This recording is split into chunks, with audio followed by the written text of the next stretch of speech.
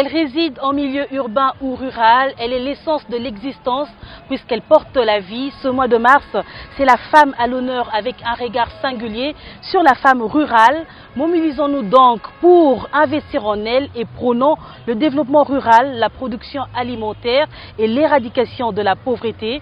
Mesdames et messieurs, bienvenue sur ce plateau pour qu'ensemble nous puissions scruter la situation de la femme rurale en République démocratique du Congo, pour leur sensibiliser également sur l'utilisation efficiente de la planification familiale. Sur ce plateau, bienvenue Babois de Numérica Télévision, et ensemble avec nos invités, nous allons célébrer la femme.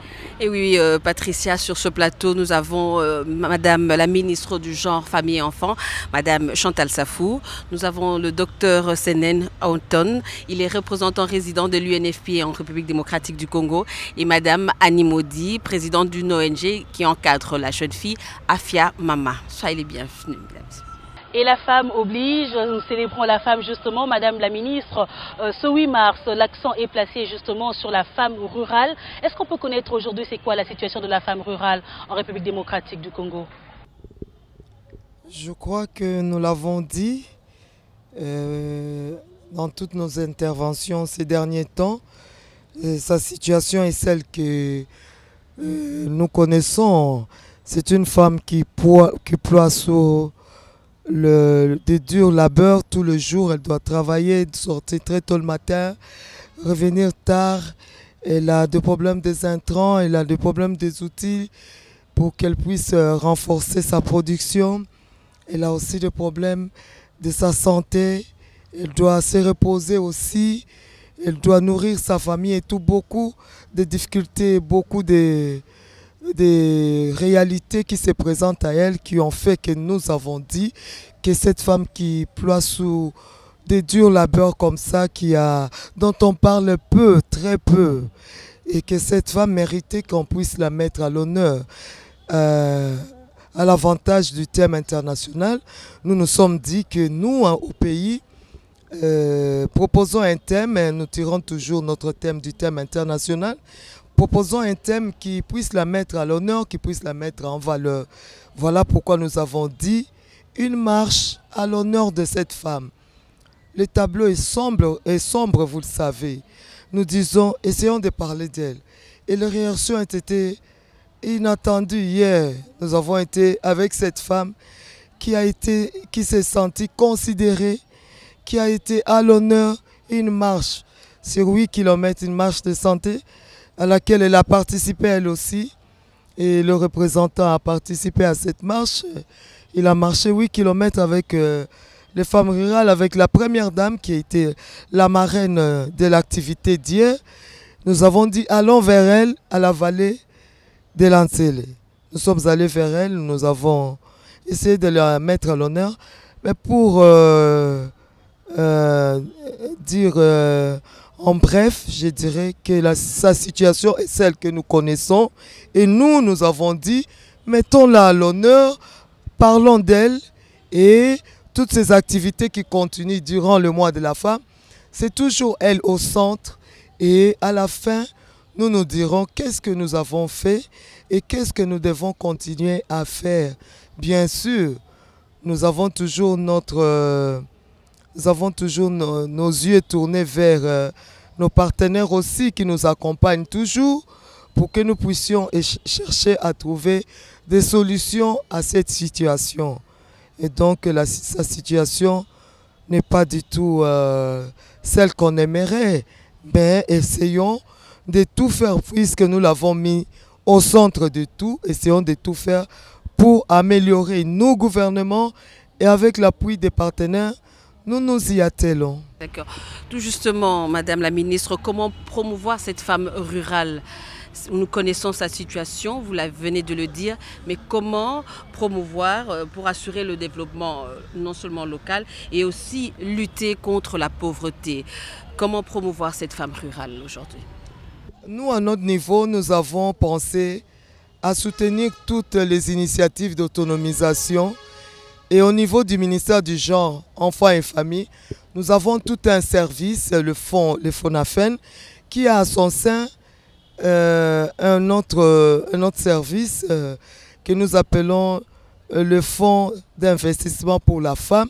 C'est une initiative que nous sommes en train de chercher à mettre à profit pour les femmes vivant en milieu rural et nous avons pensé pouvoir les réunir en coopérative. Voilà une initiative que nous avons commencée et nous sommes en train de voir avec nos partenaires si nous pouvons aller loin avec ça. Nous avons commencé, les femmes se sont présentées, elles sont là.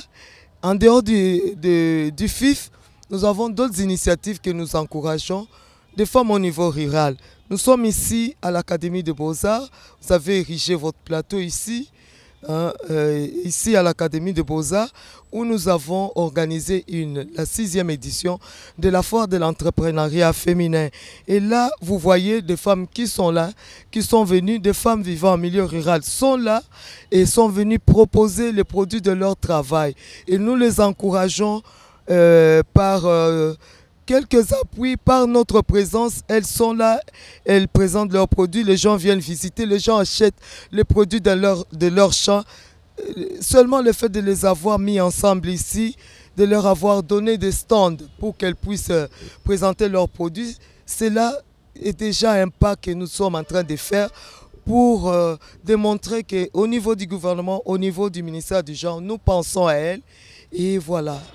Madame la ministre, j'aimerais aussi préciser que nous sommes bel et bien ici au sein de l'Académie de Beaux-Arts où nous sommes en train de présenter au fait cette émission. Ici à l'Académie de Beaux-Arts se tient également la 6e édition de la foire de l'entrepreneuriat féminin.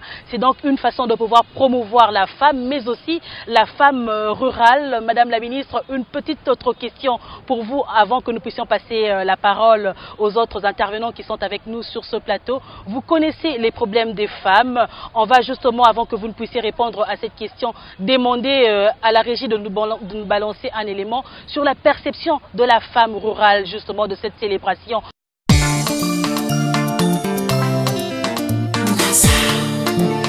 Les filles, surtout les plus jeunes, n'aiment pas le chant.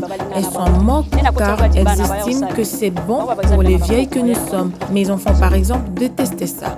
Le comble, c'est qu'ils se précipitent sur l'argent des chants, mais détestent les chants. Les filles préfèrent étudier, s'habiller, manger avec mon argent, ne pas faire mon travail. Nous voulons que les gens viennent nous aider. Puisque nous, maman maraîchère, nous souffrons, nous sommes délaissés, abandonnés de nous-mêmes. On se débrouille avec le peu qu'on a. Il n'y a pas moyen de trouver un bon résultat. Il faut donner des formations aux mamans. Venir peut-être là où nous sommes. Nous donner des formations pour ne pas gaspiller ce que nous sommes en train de travailler. Mais personne ne nous cherche. Nous sommes obligés d'aller vers eux. Et quand vous allez là-bas, ce n'est pas facile d'entrer chez eux.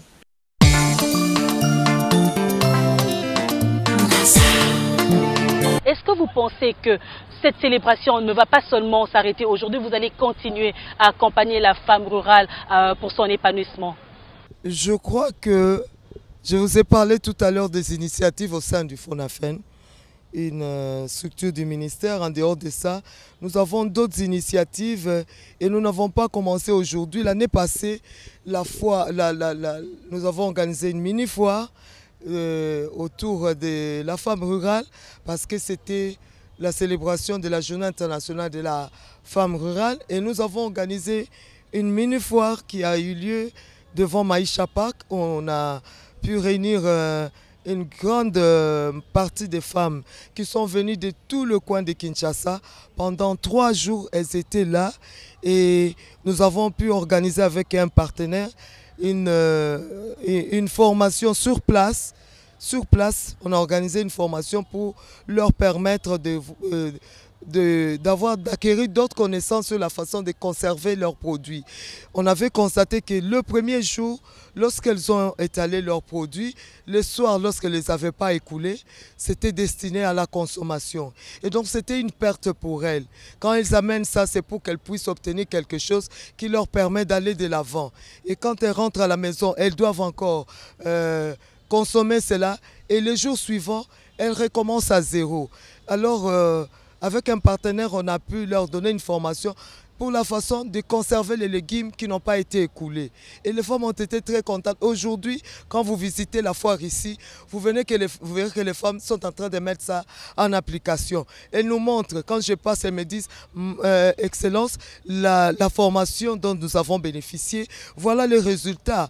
Maintenant, nous avons pu transformer nos produits, nos légumes que nous amenions tout le temps le soir pour la consommation. Nous ne les consommons plus, nous voulons les transformer et nous les ramenons ici pour que nous puissions encore les vendre. Et donc nous avons résolu un problème, le problème des invendus des produits qu'on consomme après n'avoir pas écoulé ces produits. Donc c'est un pas qu'on a fait, mais nous continuons. C'est un travail de longue haleine, c'est vrai, hein? Un travail de longue haleine. Les appuyer, continuer à les accompagner, c'est ça notre détermination. Le chemin est encore long et on espère que mais on va y arriver. Lorsqu'elles nous disent que la formation dont nous avons bénéficié a produit ça, pour moi, ministre Genre, Enfants et Famille, c'est une fierté.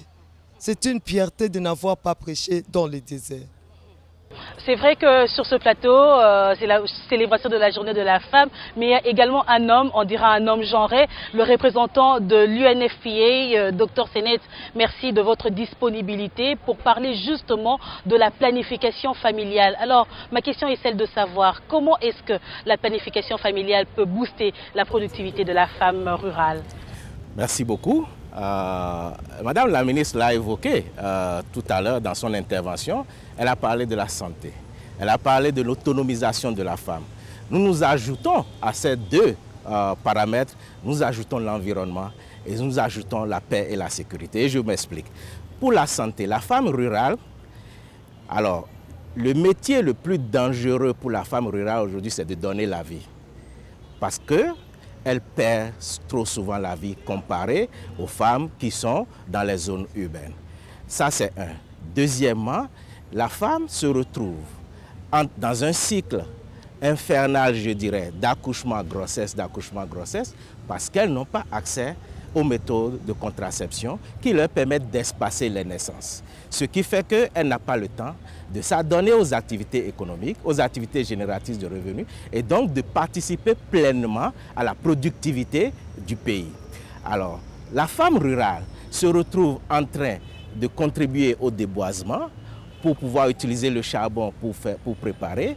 Et là, ça agit aussi sur l'environnement. Le dernier point sur lequel je voudrais évoquer, la femme se retrouvant dans ce cycle avec une fécondité qui n'est pas maîtrisée ou des naissances désirables, comme nous aimons à le dire ici au Congo, nous nous retrouvons avec des enfants que nous n'arrivons pas à scolariser, avec des enfants que nous n'arrivons pas à nourrir proprement, à vacciner proprement, et qui sont laissés et qui sont facilement enrôlables et qui posent un problème donc, de paix et de sécurité. Mais moi, je voudrais vous dire que j'ai participé à la marche, c'était pour moi un symbole de contribuer justement et de montrer à cette femme rurale que nous comprenons ses souffrances. J'ai eu à voir moi-même sur la route de Kananga pour aller à Chimbulu, la femme avec les produits de son champ sur la tête, en train de marcher avec un enfant au dos. J'ai eu à voir la femme de Mbujimaï à Miabi sur près de 30 km en train de faire ces routes-là à la marche. Et donc pour moi,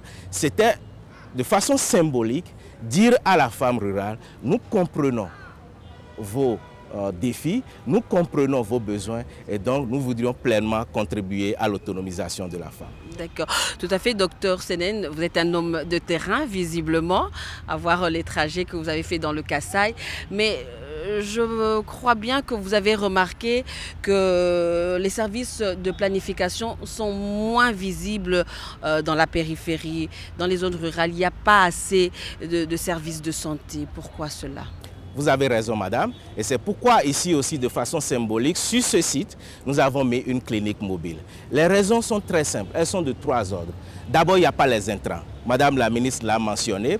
Les femmes rurales manquent dramatiquement des intrants, c'est-à-dire des contraceptifs. Deuxièmement, il y a un problème de gestion logistique. pouvoir amener les produits dans nos entrepôts, qui sont soit ici à Kinshasa ou dans des hubs à Lubumbashi, et les amener jusqu'au dernier kilomètre, ça nous pose des problèmes logistiques. Le troisième, c'est l'environnement, les barrières culturelles qui existent encore dans nos villages et dans nos zones reculées, où il y a encore des croyances qui font penser que la planification familiale ne contribuerait pas au bien-être de la femme. Nous nous disons que lorsque nous arrivons à mettre ces produits-là à la disposition de la femme rurale, nous contribuons à la réduction de la pauvreté et à l'épanouissement et l'autonomisation de cette femme. Justement, je voulais rebondir sur ce que vous venez de dire. Est-ce qu'on doit dire que la femme rurale a un problème d'information aussi en matière de planification familiale? Ce n'est pas seulement la femme rurale, je dirais plutôt un problème culturel.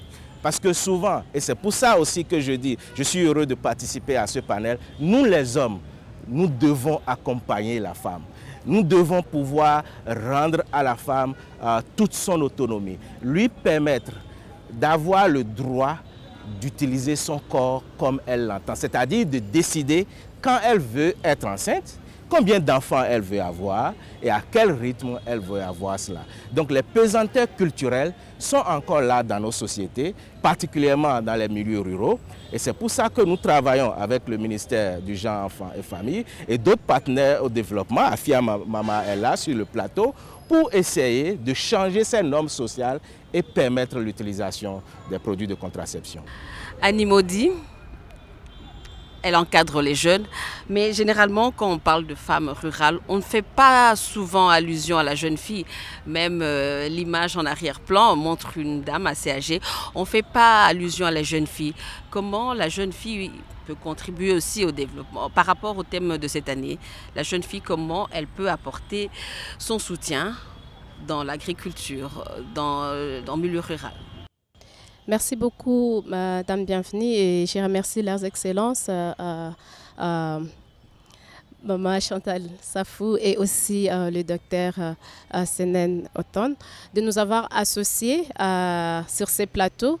C'est vrai que lorsque on parle de la femme, généralement on voit de la femme rurale, généralement, lorsqu'on parle de la femme rurale, on voit cette femme âgée, mais l'heure est venue pour qu'on ne puisse plus seulement regarder la femme rurale comme cette femme âgée, puisque déjà, par rapport à la croissance démographique actuelle, c'est prouvé que la jeunesse, donc la population, elle est très jeune. Ça veut dire que la majorité de ces femmes rurales-là peuvent donner l'air d'être vieilles, mais elles ne le sont pas par rapport à leur contexte socio-culturel. Vous avez ici entendu mes aînés souligner les difficultés auxquelles les femmes font face quand on vit dans des conditions aussi difficiles et on a tout le poids du travail, de la famille sur soi. On peut prendre de l'âge un peu plus tôt. Donc, lorsqu'on parle des femmes, il y a aussi cette jeune femme qui devrait être inclue. Mais moi, j'aimerais attirer aussi l'attention de manière particulière sur l'adolescente qui est dans la zone rurale. Cette adolescente qui n'a pas accès à l'information. Nous avons encore des zones où les infrastructures scolaires ne répondent pas aux besoins des communautés. Donc, nous avons des adolescentes qui sont supposées être à l'école, qui sont en dehors de l'école. Et les phénomènes socio-culturels, maintenant, ça devient aussi économique. Ça pousse ces adolescentes à des pratiques de sexualité précoce qui amènent à des grossesses précoces. Le mariage précoce, lorsque la famille pense qu'il faut couvrir ça par honneur ou dans certains coins, il faut l'envoyer pour que la dot serve peut-être parfois des fonds, des capitales pour le commerce. Ça met la vie de ces adolescentes et jeunes femmes en danger, comme le docteur l'a souligné, que le métier le plus dangereux pour la femme rurale en ce moment, c'est donner la vie, alors qu'on ne devrait pas mourir lorsqu'on est en train de donner la vie. Et donc pour nous autres, l'éducation, dans tout les formats, pas seulement l'éducation formelle où on va de l'école maternelle, on termine les humanités, l'éducation en termes de l'accès à l'information de qualité par rapport à sa santé sexuelle et reproductive, c'est très capital parce qu'on ne peut pas parler de l'autonomisation d'une jeune femme ou d'une adolescente si elle ne parle pas de sa planification familiale. Pour l'adolescente, elle doit connaître son corps, les rôles que jouent même les menstrues. Dans le processus, c'est très important parce que les menstrues pour l'adolescente, c'est un moment déterminant parce que c'est en ce moment-là que sa féminité se définit et la société dans la zone rurale considère que maintenant, c'est une femme, elle peut faire les enfants, donc elle peut se marier. Madame Animodi, c'est vrai que vous encadrez la jeune fille. Moi, j'ai toujours dit que la planification familiale n'a pas toujours un impact sur la santé de la femme, mais aussi sur son environnement. Ça a aussi un impact sur la communauté, sur le plan socio-économique. Mais dites-nous, comment est-ce que la jeune fille ou que vous encadrez pourrait contribuer à lutter efficacement contre la pauvreté? J'apprécie ce qui se passe déjà sur ces plateaux. Pour que cette jeune femme-là puisse contribuer, il faut d'abord qu'elle soit intégrée. Et je ne vais pas arrêter de remercier les aînés encore une fois parce que si on laisse, aussi longtemps qu'on laisse cette adolescente et cette jeune femme en marge des initiatives qui sont en train de se passer, on ne prépare même pas cette jeune femme à prendre la relève. Et une autre chose que je pense que en tant que jeune femme, on peut utiliser pour arriver à contribuer dans le développement, je pense que ce n'est pas seulement de la responsabilité de la jeune femme, mais aussi des partenaires de développement ainsi que le gouvernement. C'est penser à comment est-ce qu'on peut commencer à mécaniser les travaux que font les femmes en général, mais la jeune femme en particulier, pour qu'elle passe moins de temps dans le travail et qu'elle ait plus de temps à se construire et se développer en tant qu'un être humain, parce que c'est en se développant soi-même qu'on peut arriver à être utile pour sa communauté. Nous espérons que votre plaidoyer est arrivé. Madame la ministre vous a bien compris et aussi le représentant qui est à côté a bien suivi justement ce que vous venez de dire et je crois qu'il sera disponible pour vous recevoir et continuer à discuter sur la question de l'autonomisation de la jeune fille. Madame la ministre, je reviens à vous justement pour continuer à parler de l'épanouissement de la femme rurale. Alors aujourd'hui que l'on célèbre la femme rurale, est-ce qu'on peut déjà connaître quelles sont les priorités dans cet élan d'épanouissement de la femme rurale? Quels sont les éléments prioritaires que vous mettez en avant pour pouvoir aider la femme rurale à s'épanouir? Moi, je reviens d'une... il n'y a pas longtemps, je reviens d'une réunion au niveau de l'Union africaine où nous avons une réunion que j'ai présidée en tant que vice-présidente du comité technique spécialisé genre, qui est une structure de la commission de l'Union africaine.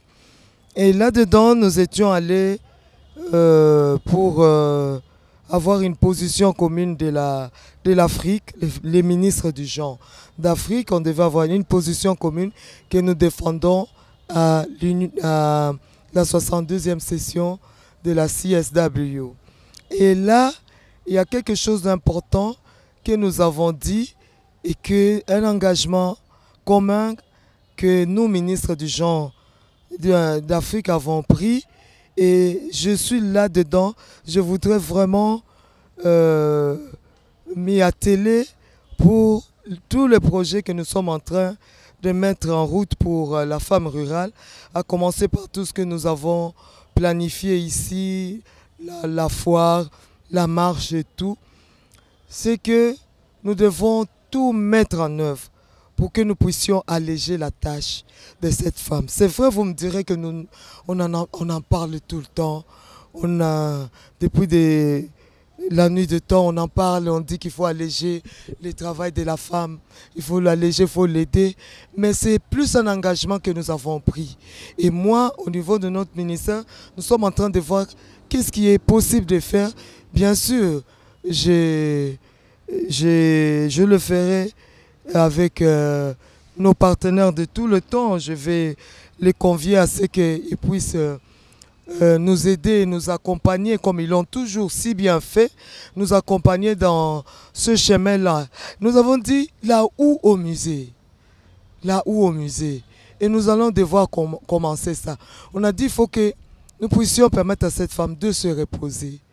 On a parlé de la planification familiale, on a parlé de tout. Il faudra que lorsqu'elle est à la maison, qu'elle soit vraiment cette maman qui s'occupe de ses enfants, qui s'occupe de son foyer, qui fait les devoirs aussi avec ses enfants, qui les amène aussi à l'école. Mais si elle doit tout le temps les prendre là-haut, la bourrer elle-même, et d'abord le matin quand elle sort, elle planifie, elle se dit qu'aujourd'hui je dois faire par exemple autant de portions de terre, voilà, un demi-hectare par jour. Et c'est déjà un casse-tête pour elle, parce que c'est là-haut. Peut-être que c'est fait aider par des jeunes, des hommes qui sont toujours à côté d'eux, qui les aident aussi. Mais l'acteur principal dans tout cela, c'est elle. Et donc, elle a tout le temps ces problèmes dans sa tête.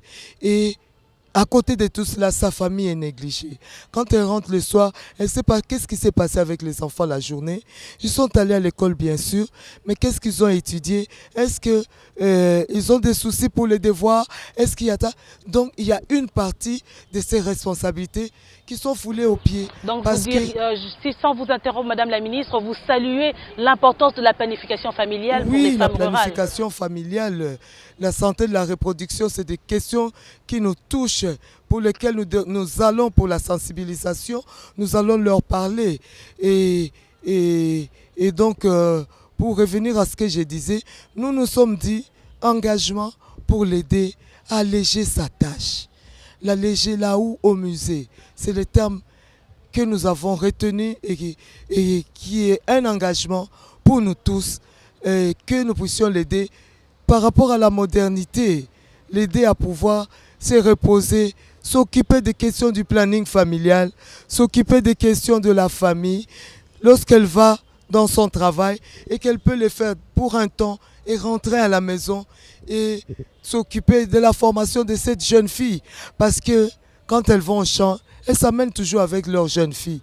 Elles ne pensent pas à ce que ces filles-là aillent aussi à l'école. Peut-être que les moyens sont minimes, elles les amènent avec elles. Mais elles doivent les préparer. Et toutes ces filles sont souvent confrontées à des questions de mariage précoce, à des grossesses précoces. Et vous voyez que sa situation ne fait que tourner en rond, un cercle vicieux. Alors des engagements que nous avons voulu prendre, et c'est ça que nous allons défendre à la 62e session, pour dire que faire pour alléger le travail de cette femme. Des années, nous en avons parlé, et maintenant passons à l'acte, passons à l'action. Et nous, à notre niveau, nous allons commencer petit à petit, c'est qu'il faut peut-être, nous n'avons pas la prétention de le faire directement là et de trouver la solution, mais nous avons dit qu'un long chemin commence par un pas. Faisons le premier pas, nous allons le faire, et là, je vais encore me tourner vers nos partenaires, et je sais qu'ils ont toujours été là, et qu'ensemble, nous puissions arriver à mettre cet engagement en action. Justement, le thème de cette émission, c'est investir dans la productivité de la femme rurale à travers la planification familiale. Docteur Senen, représentant résident de l'UNFP en RDC, malgré les efforts consentis par la République démocratique du Congo dans le cadre des objectifs durables 3 et 5, beaucoup reste encore à faire. Alors, docteur, quel est ce message fort à donner aux couples pour convaincre à choisir une méthode de la PF quand on sait qu'en Afrique, les enfants, c'est un don de Dieu. À plus on a des enfants, on se dit qu'on est béni. Or, il faut recadrer tout ça. Quel est ce message fort que vous pouvez lancer à travers cette émission aux couples pour adhérer à un choix planification familiale PF? L'enfant, c'est un don de Dieu. Mais nous parlons de quel enfant? Nous parlons de l'enfant que nous pouvons scolariser. Nous parlons de l'enfant que nous pouvons nourrir proprement. Nous parlons de cette petite fille que nous voudrions qu'elle continue son éducation, qu'elle ait les informations qu'il faut et qu'elle participe au développement de la communauté. Donc, il ne s'agit pas de faire d'enfants pour en faire. Et c'est pourquoi je disais tantôt que moi, j'aime bien l'expression que j'ai trouvée ici en RDC, qui parle d'enfants désirables. Parce que justement, avoir l'espacement des naissances qu'il faut, lorsque nous avons les produits de contraception, ça nous aide et ça permet de réduire la pauvreté. Mais j'ai espoir et je vais vous dire 3 petites choses rapidement. Il y a une dizaine d'années, on parlait de planification familiale comme un investissement pour la santé.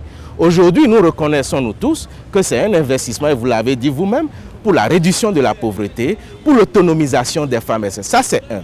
Deuxièmement, nos pays africains, et je voudrais saluer la RDC ici sur ce plateau, font maintenant des efforts pour investir, sortir de l'argent de leur budget pour pouvoir acheter des contraceptifs et mettre à la disposition des femmes, particulièrement des femmes dans les milieux ruraux. Le gouvernement de la RDC, il y a 2 ans, a fait un engagement de verser 2,5 millions de dollars pour acheter des produits de contraception et ils ont commencé. Ce n'est pas négligeable et il faut le souligner.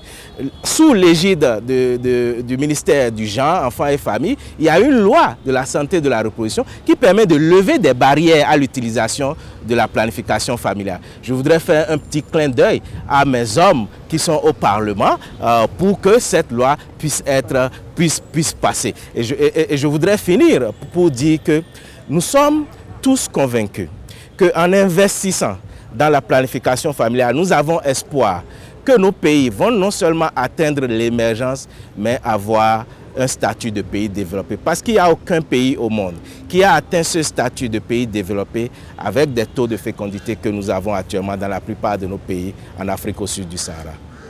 Alors nous allons prendre avec la régie un VTR, un élément.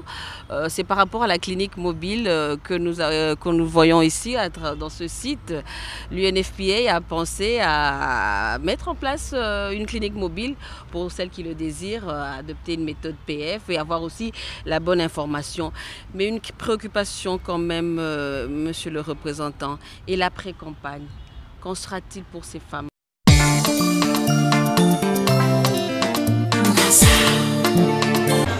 Un monde féminin au rendez-vous. Dans la cour de l'Académie des Beaux-Arts, des ONG, des structures des femmes, la représentation féminine des institutions publiques et autres femmes se sont mobilisées pour enluminer en rose la foire de l'entrepreneuriat féminin. Du lot de ces structures mobilisées, l'UNFPA est du nombre. Son stand, avec une clinique mobile installée, offre aux femmes les services gratuits de planification familiale. Sur place, Andy Boukassa, mère de famille, consulte pour choisir une méthode de planification familiale. J'utilise la pilule pour prévenir des grossesses indésirables lorsque je traverse ma période de menstruation. Depuis que j'ai commencé à l'utiliser, je n'ai connu aucun problème ni des effets indésirables.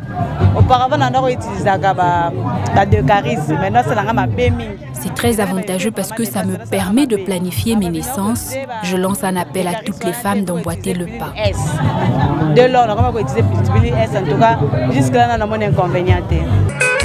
Ces services gratuits de planification familiale offerts par l'UNFPA est une vraie promotion de la famille et une béquille pour la femme. Nos produits, ça sert à espacer la naissance. On a Jadel, pratiquement appelé cinquantenaire, de 5 ans. On a Norlevo. Le Norlevo, c'est quand tu fais ton rapport sexuel, dans le mauvais période, tu peux prendre ça pendant 72 heures. On appelle ça pilule d'urgence. On a aussi le dépôt Provera. On a aussi le méthode décoller le cycle. La planification familiale contribue à l'amélioration de la santé et du bien-être de toute la famille.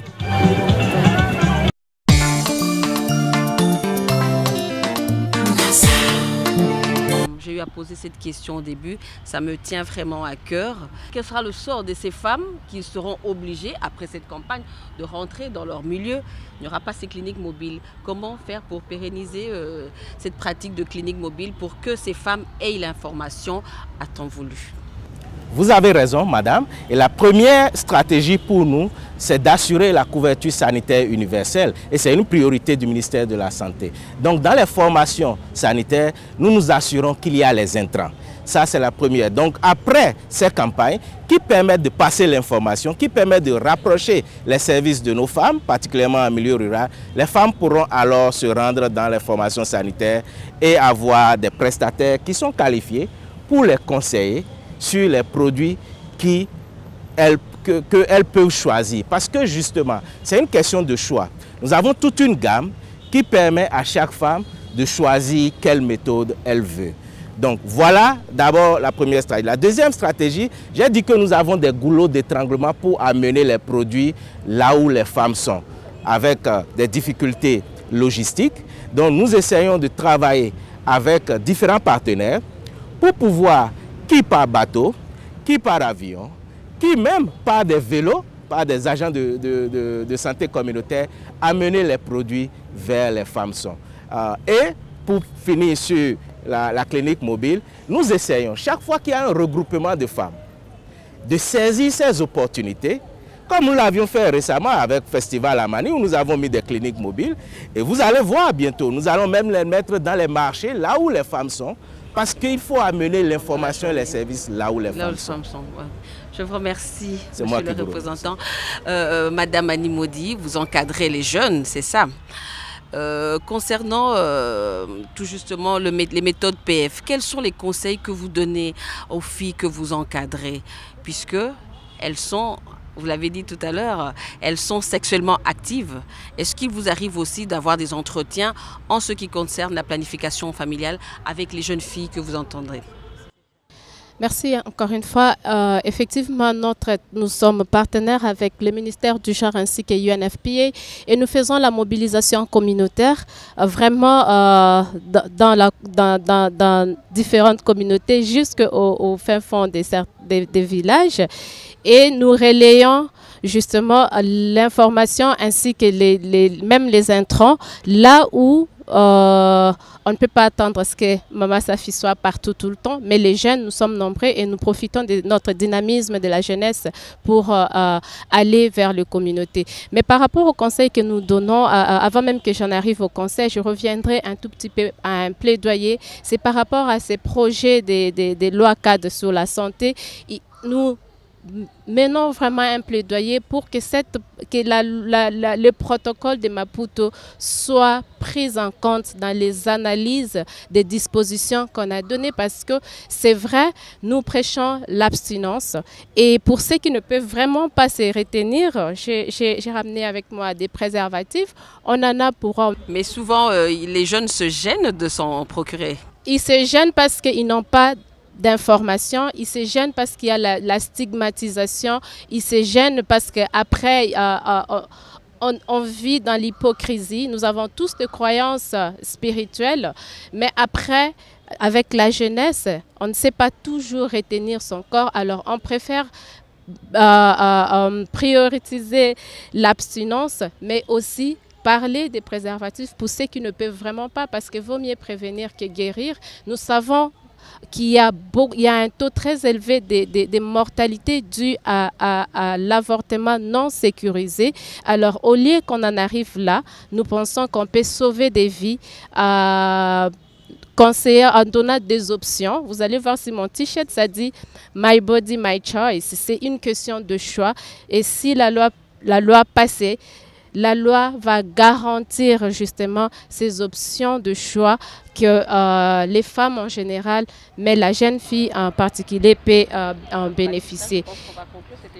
On va conclure cette émission, bienvenue Babouane, mais j'aimerais quand même poser une dernière question à Madame la ministre par rapport à cette célébration. Est-ce que vous, en tant que ministre du genre, vous pourriez lancer un message à toutes les femmes qui sont touchées par la crise dans le Tanganyika, en Ituri, ainsi que dans le Kasaï, en République démocratique du Congo bien sûr. Est-ce que vous pourriez leur adresser un message par rapport à cette célébration?